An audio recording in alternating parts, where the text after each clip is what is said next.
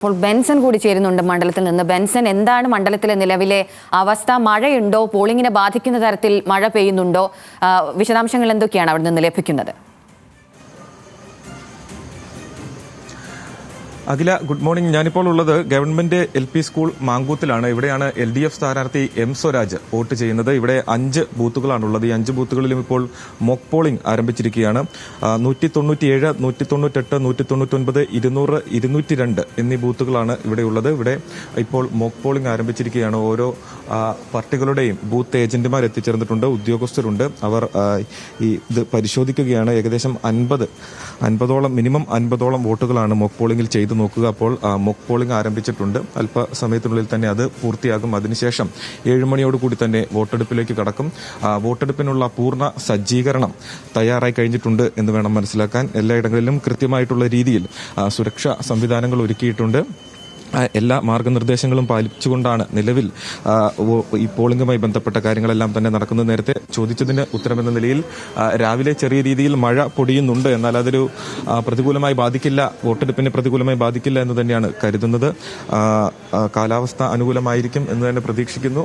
Booth ഏജന്റുമാർ എല്ലാവരും തന്നെ എത്തിയിട്ടുണ്ട്. നിലവിൽ നമുക്കറിയാം 263 ബൂത്തുകളാണ് മണ്ഡലത്തിലുള്ളത്. 263 ബൂത്തുകളാണുള്ളത്. ഉപതെരഞ്ഞെടുപ്പിന്റെ ഭാഗമായി 59 പുതിയ ബൂത്തുകൾ കൂടി ചേർത്തിട്ടാണ് 263 ബൂത്തുകളുള്ളത്. എല്ലായിടങ്ങളിലും സജ്ജീകരണങ്ങളെല്ലാം തന്നെ തയ്യാറായിട്ടുണ്ട് എന്ന് ഇന്നലെ കൃത്യമായും ജില്ലാ ഭരണകൂടം, ജില്ലാ കളക്ടറുടെ ഭാഗത്തു നിന്നും അറിയിപ്പ് ലഭിച്ചിരുന്നു. അതിന്റെ അടിസ്ഥാനത്തിൽ സജ്ജീകരണങ്ങളെല്ലാം തന്നെ ഒരുക്കിയിട്ടുണ്ട്.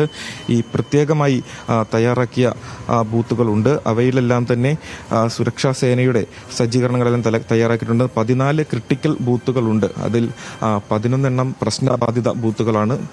അതോടൊപ്പം തന്നെ 3 ബൂത്തുകൾ വനമേഖലയിലുള്ളതാണ്. അങ്ങനെ 14 ക്രിട്ടിക്കൽ ബൂത്തുകളുണ്ട്. അവിടെയും കൃത്യമായിട്ടുള്ള സുരക്ഷാ സംവിധാനങ്ങൾ ഒരുക്കിയിട്ടുണ്ട് എന്ന് അറിയിച്ചിട്ടുണ്ട്.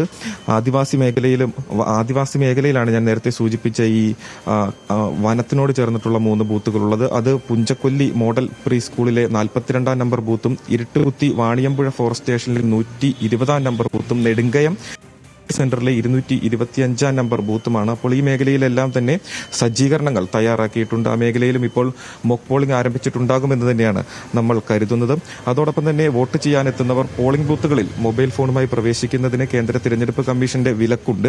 അതിനാൽ തന്നെ വോട്ടർമാർ ബൂത്തുകളിൽ മൊബൈൽ ഫോൺ കൊണ്ടുവരാതിരിക്കാൻ ശ്രദ്ധിക്കണമെന്നുള്ള ജില്ലാ തെരഞ്ഞെടുപ്പ് ഓഫീസർ കൂടിയായിട്ടുള്ള ജില്ലാ കളക്ടറുടെ ഉത്തരവുണ്ട്. അപ്പോൾ അത്തരത്തിൽ വരുന്ന ആളുകളുടെ മൊബൈൽ ഫോണുകൾ കളക്ട് ചെയ്ത് വെക്കാൻ പ്രത്യേകം കൗണ്ടറുകളുണ്ട്. അങ്ങനെ എല്ലാ സജ്ജീകരണങ്ങളും പൂർത്തിയായിട്ടുണ്ട്. നിലവിൽ ഈ പ്രചാരണ കാലയളവ് കഴിഞ്ഞ ദിവസത്തോടെ പൊതുപ്രചാരണം അവസാനിച്ചു. ഇന്നലെ നിശബ്ദ പ്രചാരണമായിരുന്നു.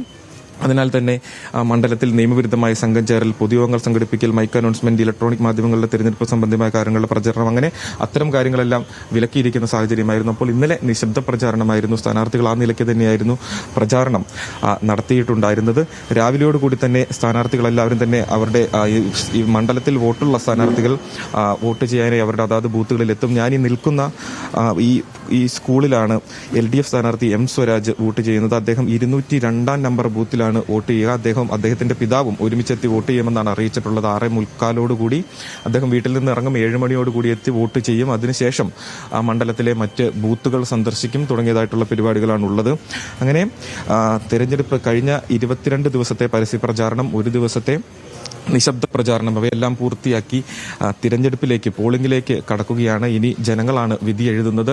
കഴിഞ്ഞ തവണ 76% പോളിംഗ് ഉണ്ടായിരുന്നത്. ഇത്തവണ അൻവർ മറ്റൊരു സ്ഥാനാർത്ഥിയായി, പ്രധാന സ്ഥാനാർത്ഥി LDF UDF സ്ഥാനാർത്ഥികൾ NDA സ്ഥാനാർത്ഥിക്കൊപ്പം അൻവറും കൂടി മത്സരിക്കുന്നതിനാൽ തന്നെ ഇത്തവണ കൂടുതൽ പോളിംഗ് ഉണ്ടാവാനുള്ള സാധ്യത, 75-76% മുകളിൽ പോളിംഗ് ഉണ്ടാവാനുള്ള സാധ്യത, അത്തരത്തിലുള്ളൊരു വിലയിരുത്തൽ കൂടിയുണ്ട്. അങ്ങനെ പോളിംഗ് ശതമാനം വർദ്ധിക്കുമോ എന്ന കാര്യത്തിലും അതെല്ലാം പരിശോധിക്കേണ്ടതുണ്ട്. കാരണം ഉപതെരഞ്ഞെടുപ്പാണ്.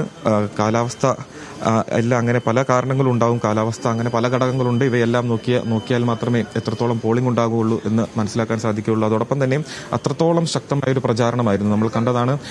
ഇതിനു മുൻപ് നിലമ്പൂർ കണ്ടിട്ടില്ലാത്ത രീതിയിലുള്ള അതിശക്തമായിട്ടുള്ള പ്രചാരണം, വളരെ ആവേശമേറിയ പ്രചാരണം, കുട്ടിക്കലാശമെല്ലാം തന്നെ ആ നിലയ്ക്കായിരുന്നു നമ്മളെല്ലാം കണ്ടതാണ്. അപ്പോൾ ആ ആവേശം വോട്ടായി മാറുമോ, വലിയ ആൾക്കൂട്ടം അത് വോട്ടായി മാറുമോ എന്ന് ഉള്ള സമയമാണ്.